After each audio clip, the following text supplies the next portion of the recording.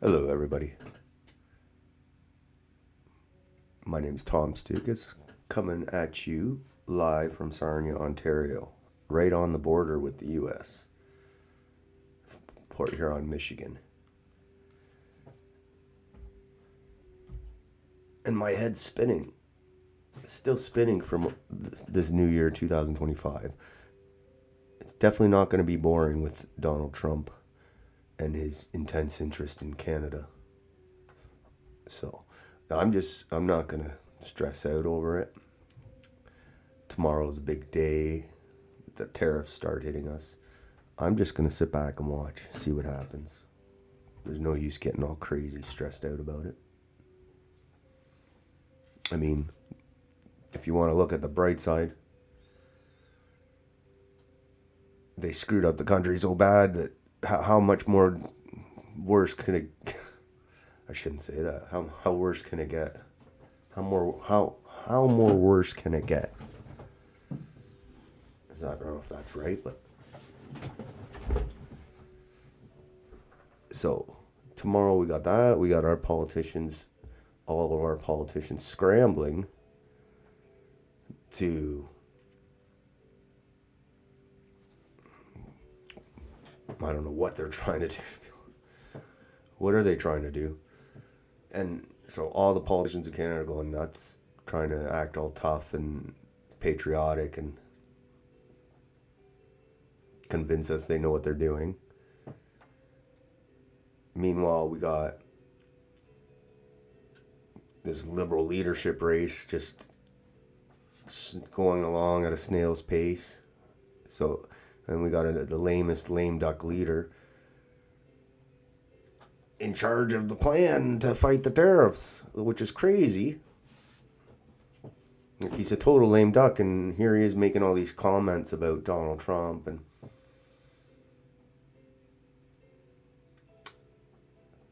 it's ridiculous. And then we got Pierre's in there in the mix somewhere. He's kind of been forgotten of late between Donald Trump and Doug Ford and Danielle Smith and the liberal leadership. People haven't really talked about Pierre. He's kind of laying low, doing the odd whatever the hell dress up game he does, and then disappears again. Then we got the liberals who are busy racing each other to get rid of the carbon tax. For now, I'm sure it's just a trickery, moving a number there and a number there and here. But they're racing hard to get rid of their association with that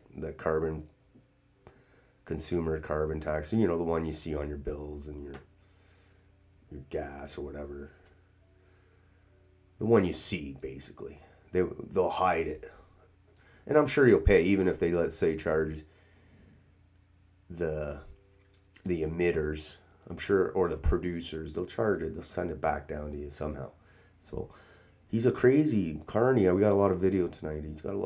He's just crazy about this environmental stuff. It's crazy. It's scary almost. It's clear where Trudeau's been getting his environmental policy, but this guy's more smarter than Trudeau. Trudeau's more of like the puppet that just says the words. Couldn't get that, you know. He was good looking, I guess. He was like, oh, let's put this guy out there. And then he you know, apparently you need a brain too, you know. You can't just rely on the name and some good looks. You got to actually have a brain. And so now that's where Carney comes in. Very dangerous guy. Very dangerous. Boring, though. It's like, is this a strategy to bore Donald Trump to death?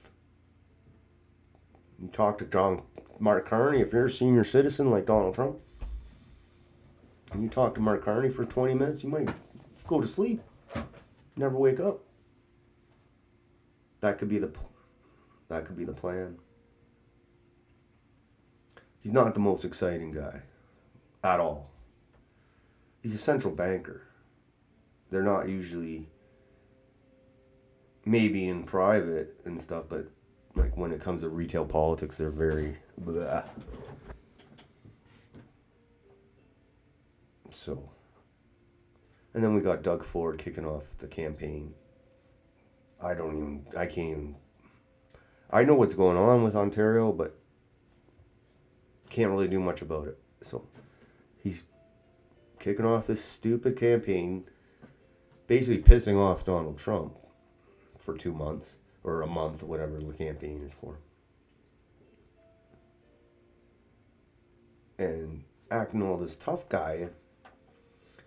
And then at the same time, he's promising billions of subsidies, like pandemic-style subsidies, same as the federal government is floating.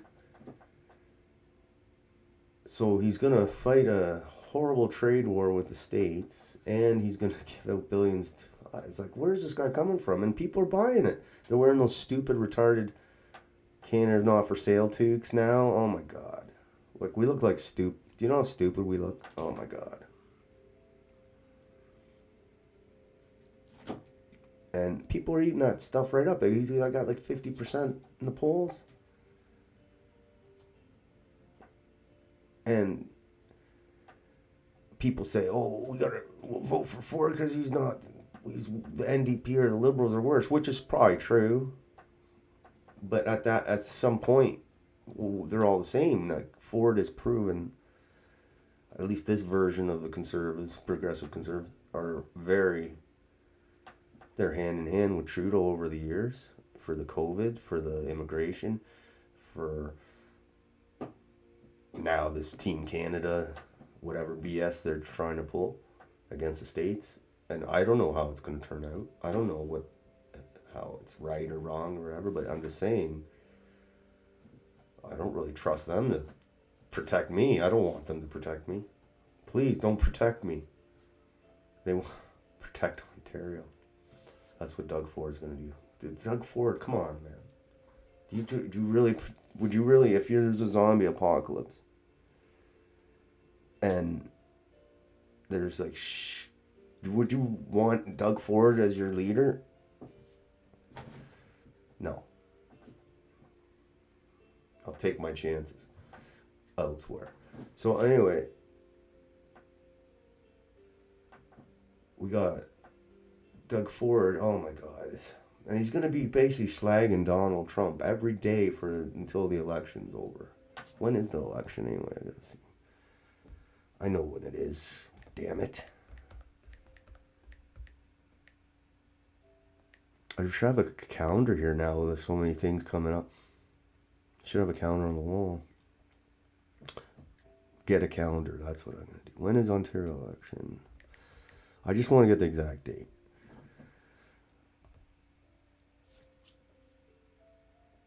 Thursday, February 27th. Okay. I didn't know it was a Thursday.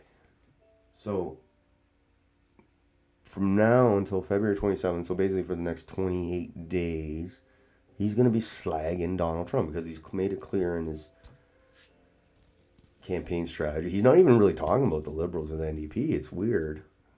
I think this is like the first election I've seen in Ontario. They're usually dry affairs. Usually the Liberals screw up Ontario so bad, and then the Conservatives win, and then the Conservatives screw up Ontario so bad, and then the Liberals win. And then the odd time, NDP snuck in, and they destroyed Ontario. So it's like basically failure followed by failure. So that's usually how the election campaigns played out. But this is the first time I've seen an election in Ontario where the U.S. president is like the main campaign, which is the dumbest thing I've ever seen in my life. Like, we're a joke of a province. We were a joke before all this. With the COVID, we were like the worst in North America for the COVID restrictions. We've destroyed the province with immigration. Like, if you look at Toronto, the housing's ridiculous. The income, everything's ridiculous in this province. So, to say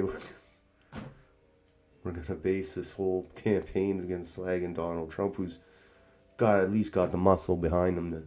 He's like the mob boss who's actually got soldiers behind him to back up his mob decisions. We're like, I don't know what Doug Ford is. So anyway, he's going to spend the next 28 days slagging Donald Trump, and that's going to be great for Ontario. I can't believe. And then we got Trudeau who's going to spend the next who knows how many days.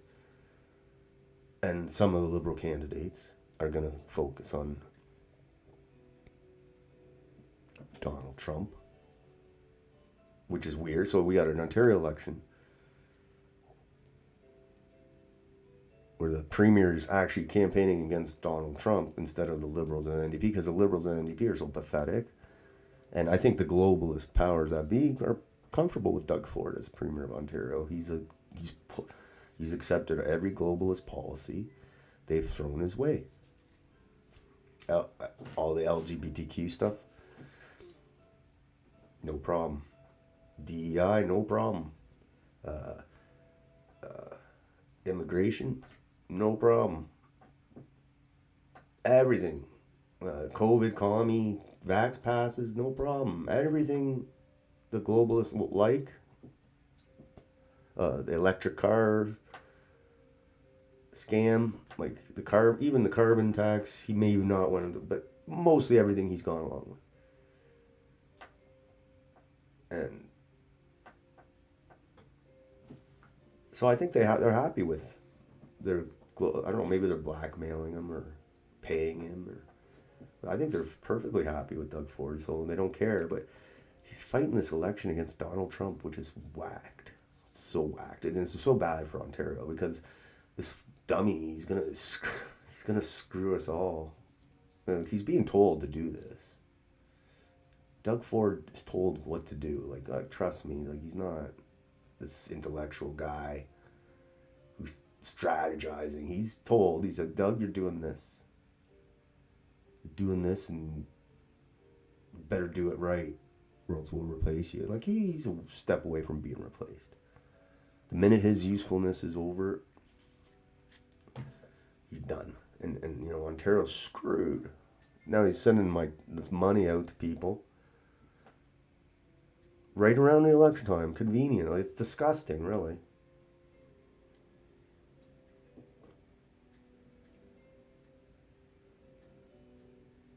And that's his campaign, protect Ontario. What, you're going to protect Ontario and Donald Trump? Oh my God. What about protect Ontario from getting your house invaded by a crazy criminal gang? Fucking dummy. Or protect Ontario from, like, losing your, like, being thrown out of onto the street, you know, because you can't afford rent. Or protect Ontario because you can't get into a doctor. Fucking moron. Sorry. Like, and people are, the thing is, what bugs me is people are eating this stuff up. It's crazy. He's high enough with it. Like, he's going to win. And there's no alternative. Because you can't vote Liberal. You can't vote NDP. You can vote Doug Ford. And I believe last election, I think we have a graphic here, it said 58% or 56%, 58% of eligible voters didn't vote. So Doug Ford ain't that popular. It's just a lot of people getting up on the system in Ontario because they've seen the merry-go-round with the uniparties, the Liberals, the Conservatives, Liberals, Conservatives, and both are corrupt and are not trusted, and a lot of people just giving up. And that's, you know, that's how bad we are off, you know, like, situation is here. People are very apathetic. And that's why they want Doug Ford, because if he was a Liberal, if it was a Liberal in charge putting the globalist agenda in Ontario, people would say, screw this, and we'll vote for the Conservative. And then, you know, some guy Conservative would pounce on that. But by making the Conservatives implement this globalist policy or globalist ideology, then there's nowhere for the voters to go, because they're all globalists, basically, uniparty blob. So that's what the problem is in Ontario. Big problem. We need a new party. Okay. So, lots going on. I'm not even trying to figure anything out. I'm just watching.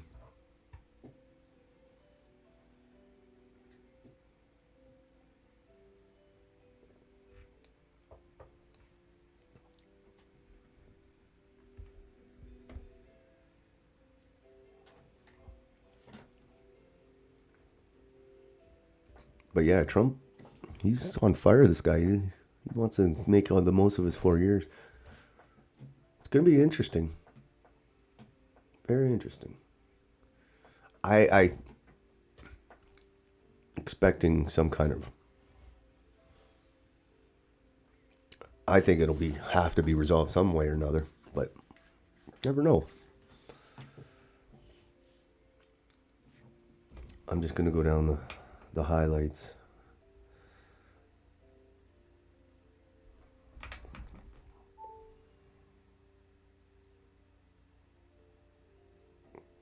All right.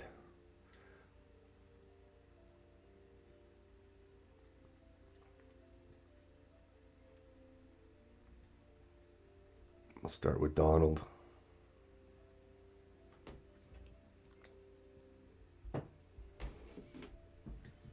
Donald Trump's tariffs tomorrow. Tariff D-Day tomorrow.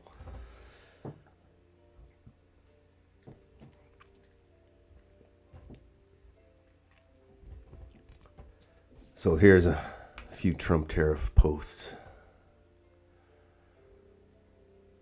CTV News. RCMP sees fentanyl bound for Regina. That was potentially millions of doses. And who are the suspects? If you read the CTV News article, you won't find out. But click on the inserted tweet and link to the RCMP statement. Right, why? So yeah, basically the suspects are Indian, probably. Yeah. Narula Kanwardeep Singh. Okay. So, this is interesting. I've seen a few posts like this today. It's basically saying Trump is annoyed.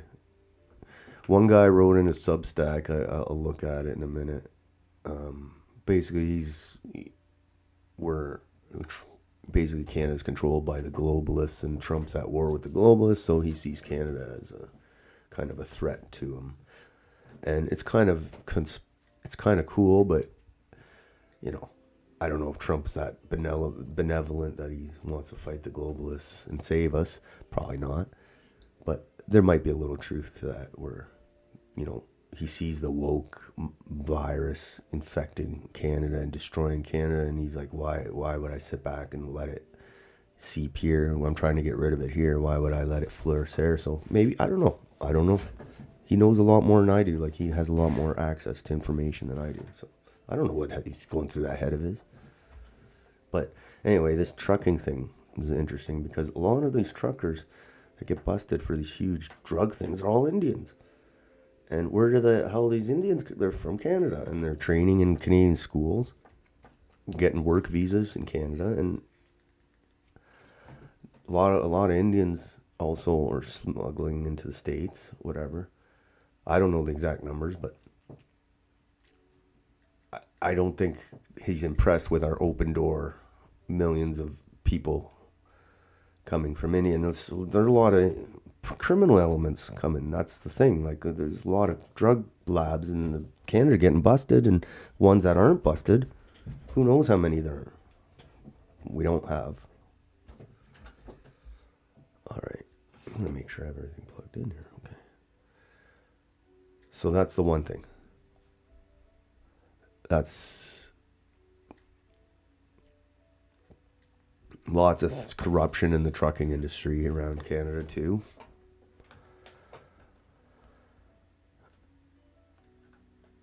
What's this? Okay, this was the press briefing today. Oh, I didn't plug in my wire here. Hold on. The press briefing at Washington with the Donald Trump's press secretary.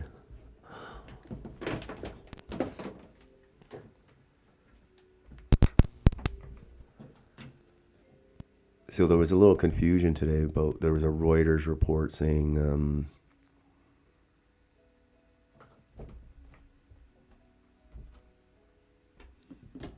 tariffs would be pushed back to March. Okay, so that'd be like, oh, we got a reprieve. But apparently that story's bogus. And she was the press secretary. Said that story was bogus, and then she called out Trudeau a little bit. So, this Trudeau's got to go. Like, when you resign, yeah, you're still technically prime minister, but you should be gone, because we're in a very kind of a delicate negotiation stage in the country. A lot of stuff going on, and you're just hanging around like that dude at a party that, trying to get him to leave, and he won't leave. And he's just making things worse. Like, it's crazy. It's like crazy. Like, he just won't leave. Get the hint, man. At least become like a caretaker. Like, say, hey, I'm going to wait till someone's picked, and then, I'm not going to make any big... He's making all these big decisions. He wants to make all these big policy decisions. Trudeau's actually, like, he's talking all tough, sweeping, like, huge. We're talking big money. Like, I don't know where he's going to pay for all it. And he's not even going to be the prime minister. Why is he talking about this? People need to start calling him out on it. Nobody is, though. Like, the media, like, it's ridiculous. But she did. So let's see what she says. Oh. He will respond, and he will not relent until the tariffs are removed. Justin Trudeau, the Canadian Prime Minister, said today that if the U.S. imposes tariffs, he will respond, and he will not relent until the tariffs are removed. Are we seeing the start of a trade war with Canada?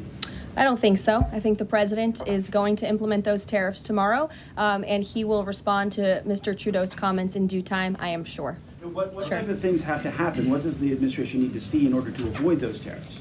Well, the tariffs are incoming tomorrow on Canada. And the reason for that is because both Canada and Mexico have allowed an unprecedented invasion of illegal fentanyl that is killing American citizens and also illegal immigrants into our country. In fact, I have more language for you right here.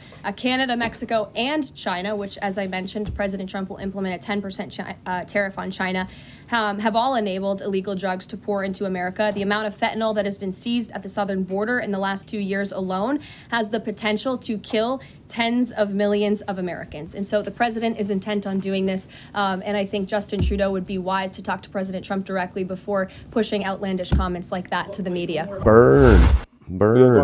Justin Trudeau, the Canadian Prime Minister, said today that if the U.S. So, yeah, you got this guy, you got Trudeau stoking it every day with Trump, trying to act like tough. He's not going to suffer the consequences. The factory guy losing his job or the business going under. He's going to be chilling out in fucking BC surfing. It's ridiculous.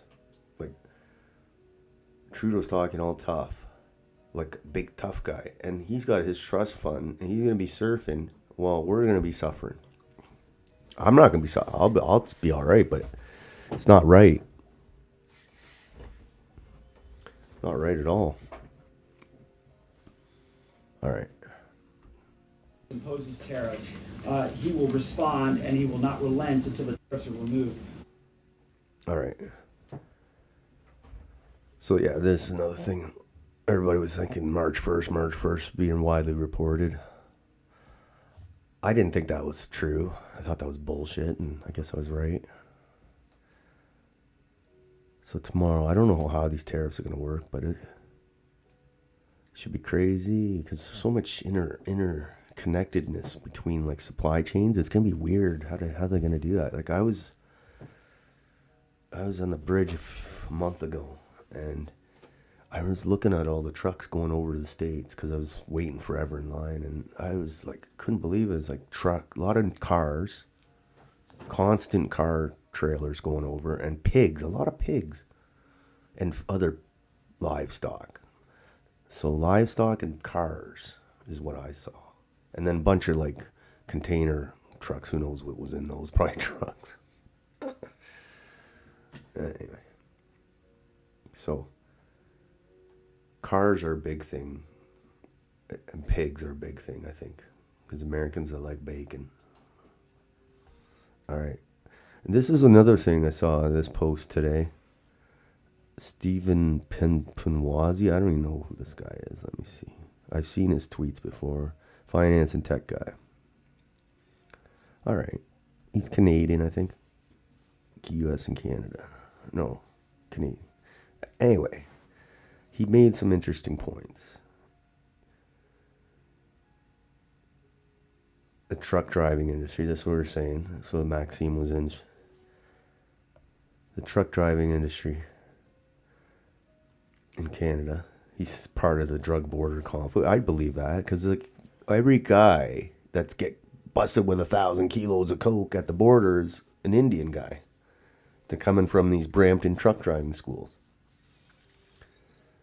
I'm sure that's an issue because these truckers are going in the States.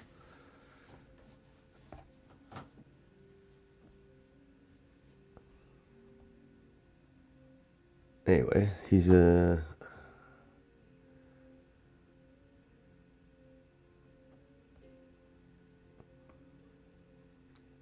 he's saying a lot of truckers aren't just arrested at the border, they're getting busted inside the US. So Canadian truckers going inside the US and getting busted on their way back or something, I don't know.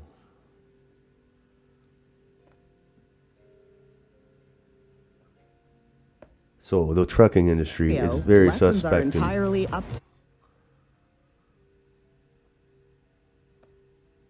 We've had a lot of issues with truck driving safety in Ontario, and I think it's safe to say it's part of the problem with the way Canada's being run. Basically everything here is run. We got the Chinese, we got the Indian money, we got the Chinese money, we got money laundering craziness. Like it's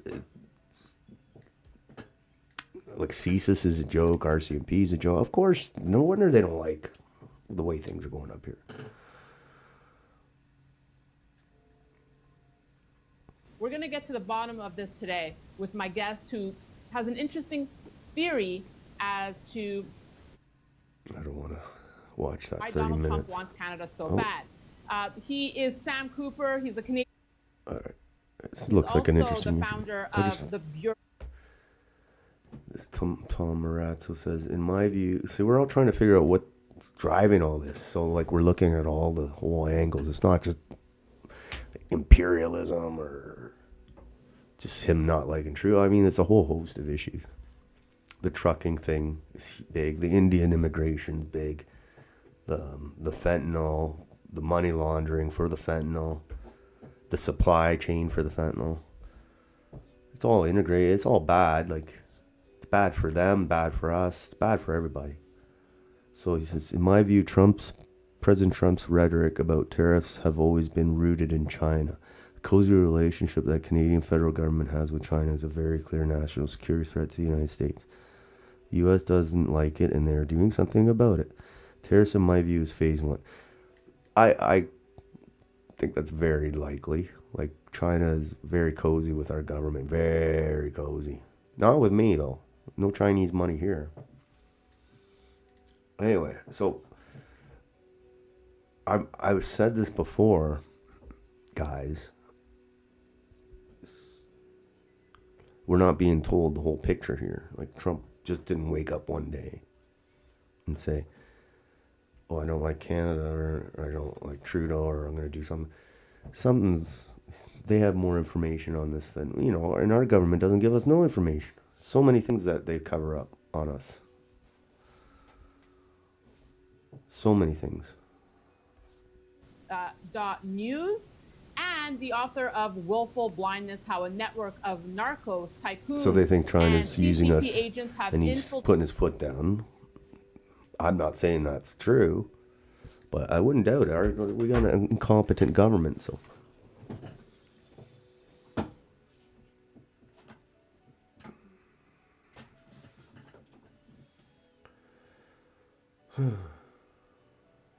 And this is another issue that's going to come up, the supply management system for dairy, poultry, and eggs. We pay a lot for cheese and eggs and milk. I'm not an expert. It's very complicated, but it's kind of like a cartel system where right? Prices are kept at a certain level, whatever. I don't want to get into it. But Trump hates it. He wants Wisconsin farmers to be able to sell their milk, no problem in Canada. He hates it. He hates it. So I'm sure this will be one of the subjects.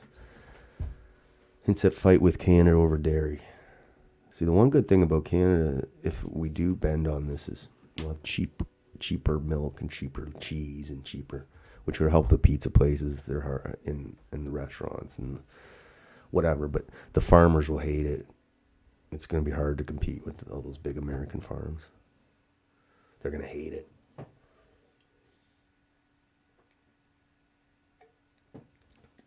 But I think Trump gave up last time on. He tried to, when he renegotiated the Canadian free trade, whatever, pact.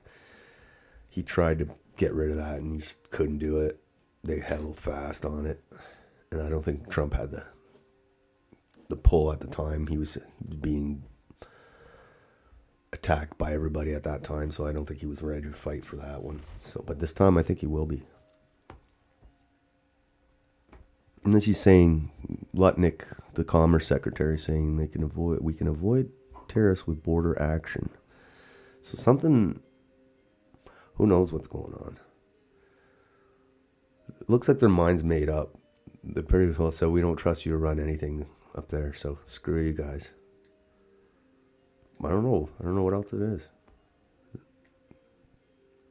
And here we go.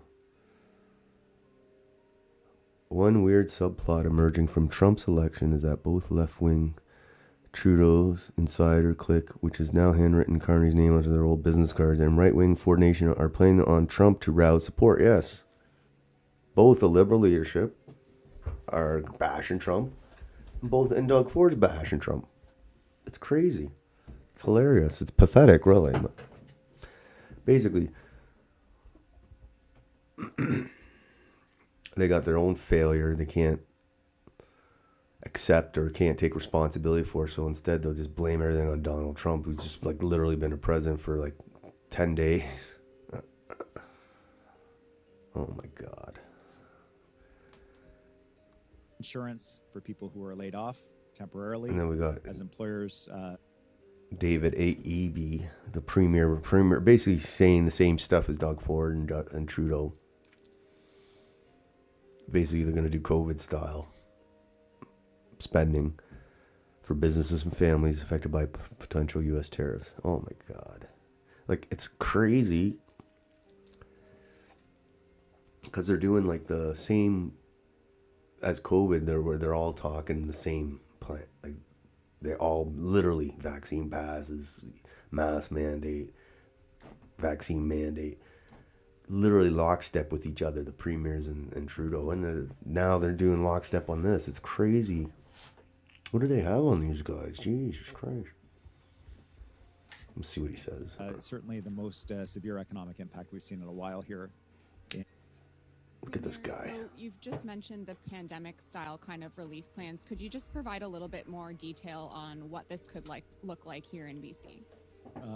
Thanks. There's a couple components to supporting people through this period. One is that we know that part of the proposed federal response is retaliatory tariffs on the United States on billions of dollars of U.S. imports into Canada.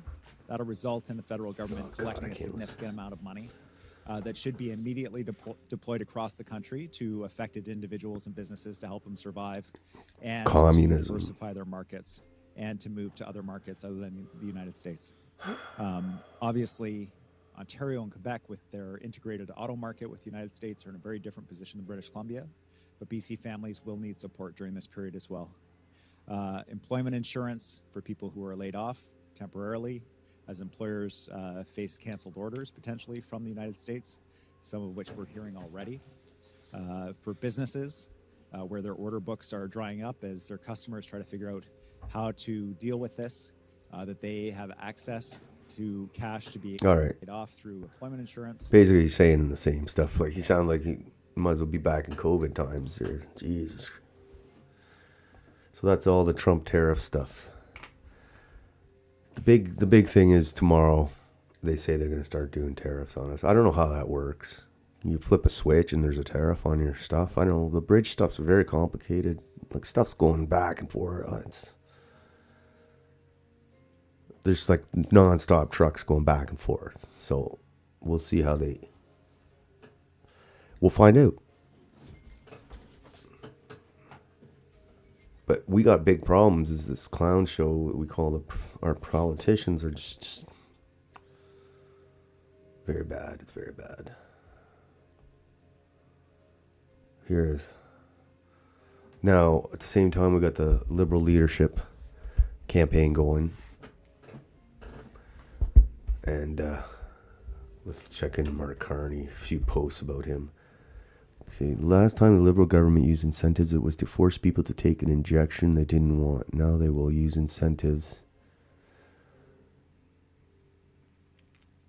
to force your behavior to change. This is a dangerous man. Yeah, like he acts all like sophisticated and smart, but he's crazy like looking. buying I don't a more trust this efficient guy appliance, at all. driving an electric car. I'm not a career politician. I am a pragmatist. So if I see something that's not working, I'm going to change it. We need to fight climate change, but we need to do it together. There are billions of dollars of investment on the table and millions of jobs at stake. Canadians can't be left behind. But the truth is, the consumer carbon tax isn't working. It's become too distracting and too divisive. That's why I will cancel it and replace it with incentives, so we can reward people for making greener choices, like buying a more efficient appliance, driving an electric car, or insulating your home. The fact is, big polluters are profiting from their actions, and Canadians are paying the price. We'll get big polluters to pay us Canadians to lower our carbon footprint. Pierre Poilievre, he's been lying to you, making us feel like we have to choose between fighting climate change and growing our economy. I know how we can fight climate change and build the strongest economy in the G7 together. Yikes. This guy sounds just like Trudeau, but smarter. Like him and his climate stuff. Oh. Like, he's basically saying the same stuff as Trudeau. Like, yeah, I'll get rid of the consumer carbon tax. I'll go after polluters. Yeah, who do you think they're going to pass the cost down to? You know? And at first you're saying, too, you're going to reward people for being, like, green, I suppose. But rewards come and then they turn into punishments, you know, like if you're not into the rewards.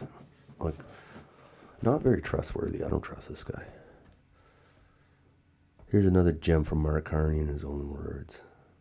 His single objective is to move our economies to net zero as quickly as possible. Does this really sound like somebody who's going to abandon the carbon tax?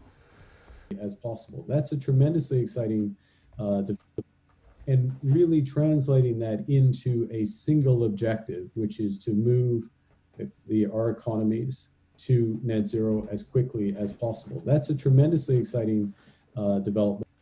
We're going to do a song that we... That's all he talks about. He's obsessed with it.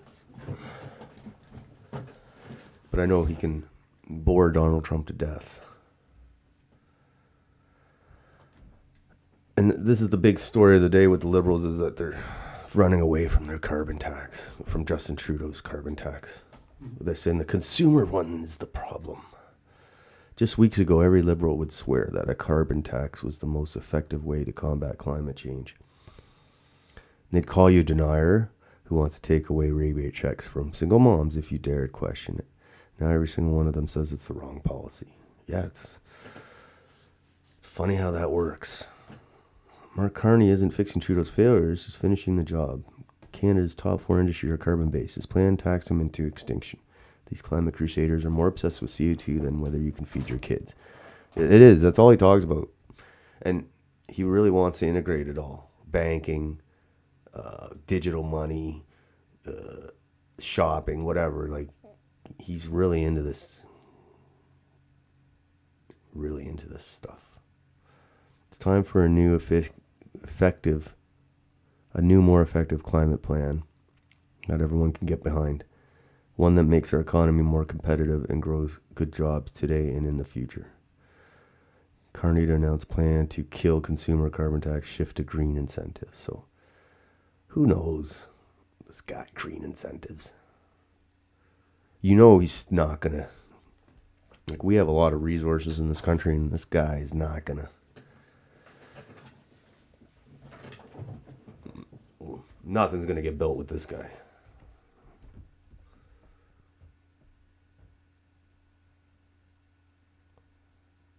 Now he's talking about Trump here. Canada does not bow down to bullies like Donald Trump. And his government will respond with retaliatory tariffs while providing pandemic style.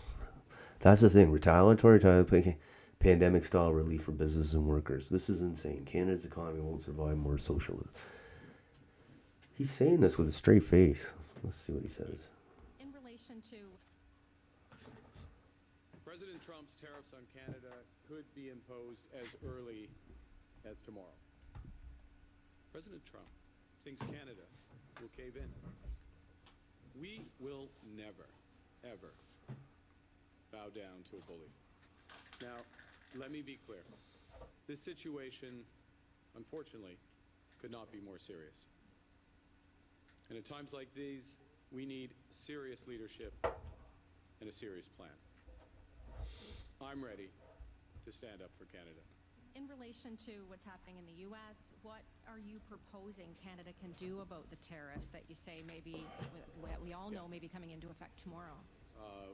We have many cards. We're keeping all our cards. We're not turning over any of our cards face up. We clearly have signaled, and there should be no doubt for anyone in the United States, that we will impose retaliatory dollar-for-dollar tariffs if these measures are put in place. We will target those tariffs where they have maximum impact in the United States and minimum impact in Canada. We will support our companies and workers that are most affected. We'll recycle the money from those tariffs to support them. When you're running for president, it's pretty tough to take. So basically, that's a basic line everybody's saying: retaliatory tariffs, dollar for dollar, where the hits, least disruptive for us. I don't know. I just don't see us winning any of this. We're too small to, to really hurt them. Like, we could tariff them all we want. They'll laugh at us. Anyway, we shouldn't be in this. The fact that we're even in this situation is. So, this is the big story today. Sarnia to announce plan. Might as well go through it quick. I know it's some just gobbledygook. Immediately remove the consumer carbon tax and replace the policy with an incentive program to reward Canadians. Good dog.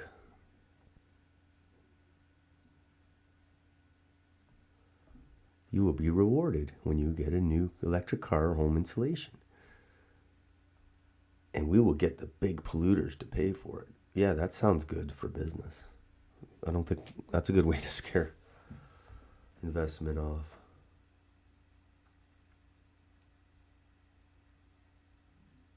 He says the carbon tax become divisive because of misinformation.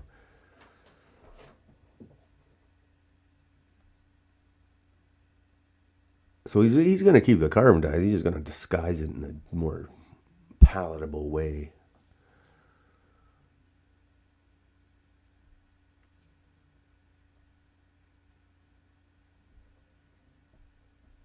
So he's basically social engineering. He's going to figure out some of the incentives you can get to get people to switch over to green. Maybe if you lower the price on electric cars, I know they are going down, but people, you can't make people do, this sounds like 15-minute city stuff, like incentives. If you live in a 15-minute city, you'll pay less taxes. These are the kind of incentives.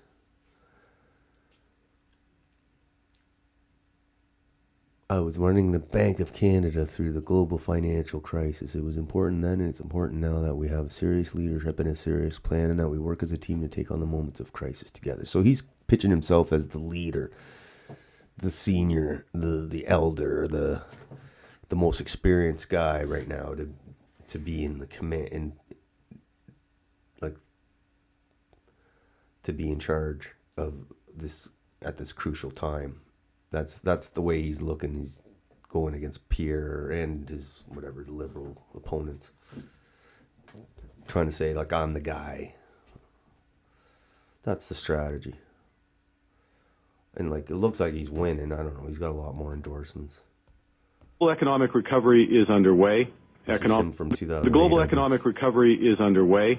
Economic and financial developments have been slightly more favorable than we had projected in October, and the outlook for the global economic growth through 2010 and so he's basically fluffing himself here. Okay, we got Jamie Batiste left the race. He's never in it really. And there's more. Okay, we'll go to the Ontario election because we're running out of time here. Lots of fun stuff at the Ontario election. Oh my God. I like this tweet here. He lied about everything, yeah. Sorry, Ford Nation, but I still remember when you promised not to introduce vaccine passports and then went ahead and did it anyway. You're not getting my vote this time. Bad decisions have consequences. So yeah, but he won a majority since then. So he basically lied to people. He said, no, we're not doing the vaccine passport. And then a month later, he changed his mind because he was a wimp and he couldn't take the pressure, I guess. But he won a majority after that. So he lied to people and then he won a majority. So go figure. And here's, I remember this is from the last election that he won after all the COVID BS. Because, you know, there wasn't really anybody to vote for. There was a PPO, I guess, but Ontario voters don't vote for fringe parties. So out of the eligible voters, Conservatives got 18%. Liberals got 10%. This is how a sham our democracy is right now. This is how bad it's gotten. Maybe it wasn't good at all ever, but now it's plain as day. So 57% of eligible voters didn't vote. 18% voted for Conservatives, 10% for, oh my God. That's crazy. Uniparty blob right there. Right there. All right. And there's Bonnie Crombie. She's not a threat to, like, Doug Ford's not even talking about her. And she totally is not prepared for this election. Like, this is going to be a bloodbath.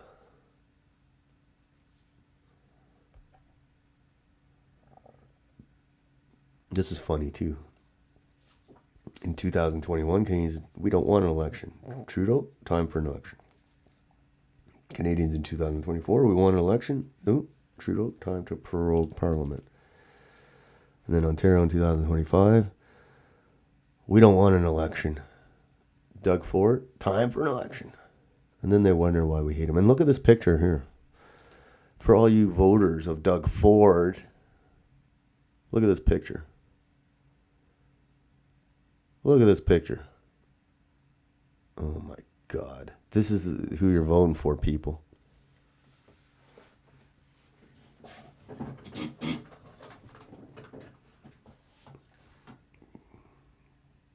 They've been hand in hand for years now.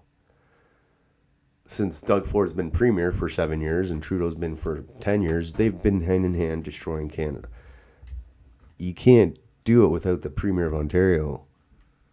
It's the biggest province in Canada.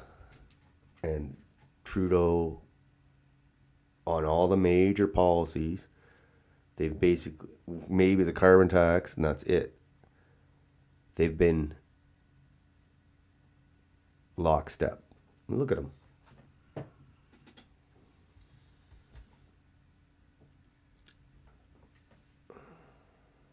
Anyway, so how the hell you got Trudeau and this little clown here is riding high on the polls? I don't get it. Ontario, maybe. I'm very disappointed. Very disappointed. We've sunk so low. How low can you go?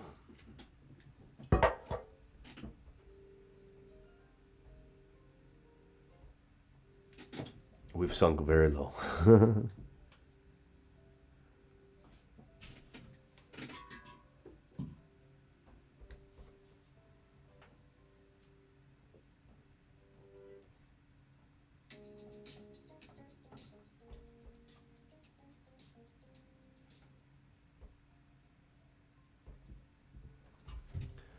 So, all right.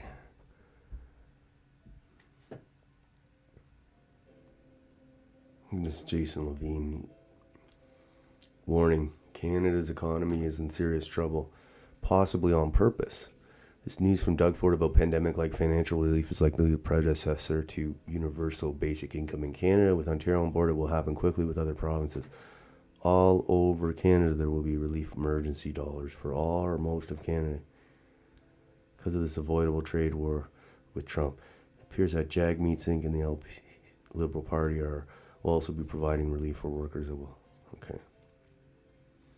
Government spending will cause more inflation, rising costs, less affordability, and more dependency on government spending.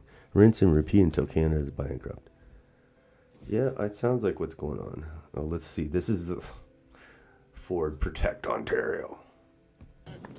This is his campaign launch in Windsor with the bridge behind him. Since we're at the border, is this more or less a referendum on who's the strongest leader to be able to deal with tariffs, Trump, whoever, whatever's coming at you from the U.S.? It's twofold here. Is leadership, and leadership. And who do you trust to take care of the people of Ontario and the businesses and the workers when times get tough? And they're going to get tough. Do you trust the other parties that all they believe is tax and spend? Or do you believe in the PC party that's going to support you? We're going to put tens of billions of dollars into the economy, just like we did during the pandemic. There's experience on one side with the PC party and zero experience with the other three parties. I'll tell you who I'm betting on. I'm betting on the PC party. Oh, God.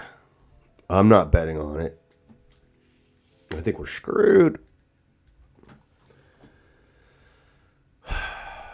Very bad.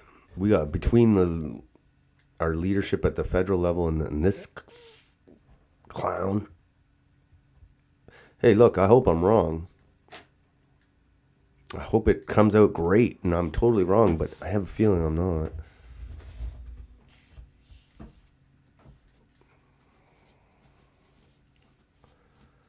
And then there's these stupid, oh my God, Canada not for sale. What a dummy. Ford Nation is fighting to protect. Oh my gosh, this political article. This is an American article about Doug Ford. It's hilarious. We gotta read it quick. Hit him back twice as hard. Canada's #1 populace has a risky Trump strategy. Oh my God. He's the way Alexander Burns. I don't think Alexander knows anything about Canada, but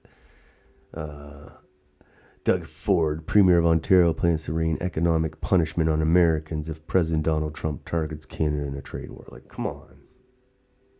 Who writes this stuff? Politico. And apparently people read this in the States.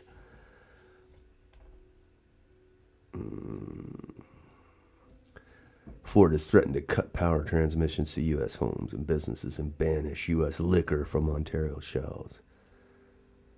Ford has pledged to target red states with dollar for dollar.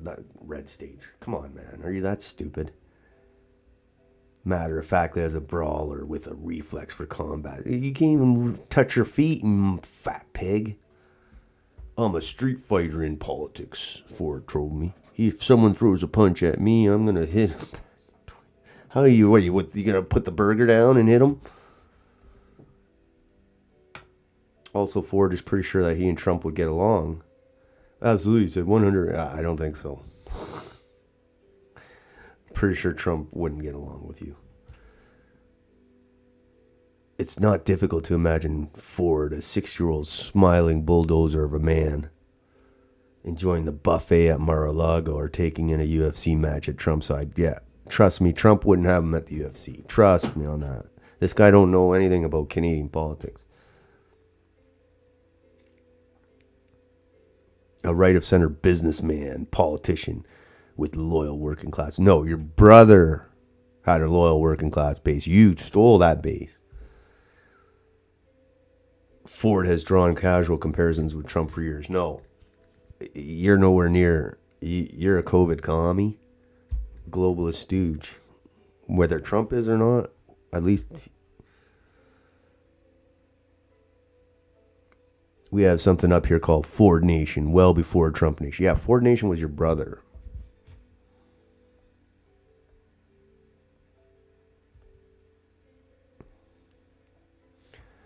And what this makes Ford important in this moment for all his apparent kinship with Trump. Yeah, and Ford was always pro-Trump until this. Like, he's a clown.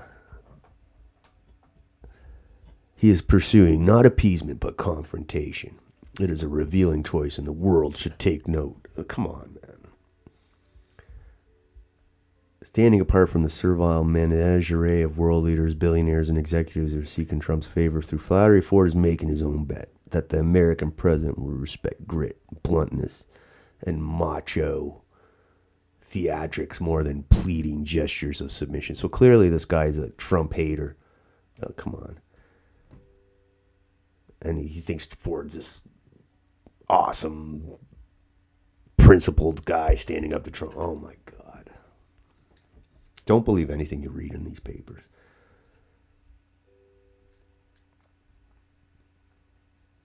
It's a risky strategy. Yeah, it's a risky strategy for us, not for him. Seemingly anchored in Ford's confidence that he understands Trump on a deeper level than his colleagues in the...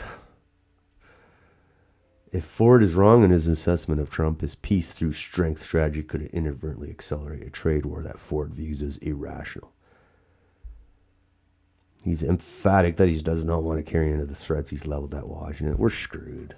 Oh, my God. I laughed when I read this. I was like, this guy does not know anything about Canada at all. They should not send people here to write political articles like this. They should be embarrassed. You should be embarrassed. Ford is, in a way, one-man illustration of how much politics has changed since Trump's first term 8 years ago. The Trump counterweight in Canada was Prime Minister Justin Trudeau with his gauzy progressivism. People magazine looks in Davos' compliant worldview. He became overnight every American Democrat's anti-populist boyfriend in Canada. Okay. Ford's bring it on attitude towards Trump is at least partly shtick. If his tactics are grounded in instinct, they're not improvised. There's nothing okay. Oh.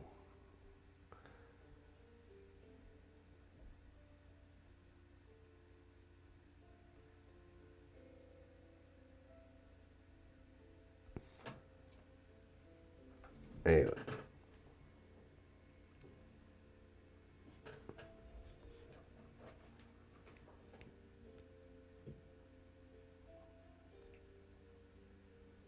And then he compares himself to Trump because of the attacks on him and his family. No, because your brother was crackhead and you guys lied to everybody about it. That's why people were attacking you.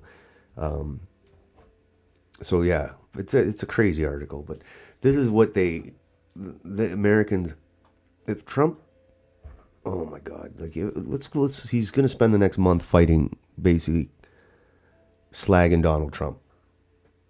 That's what we got to expect for the next month. And he's talking about his brother, too, at the end of the article. And all this. You're riding the coattails of your brother. Without Rob, you would be nothing. You'd be dealing hash back in a Etobicoke.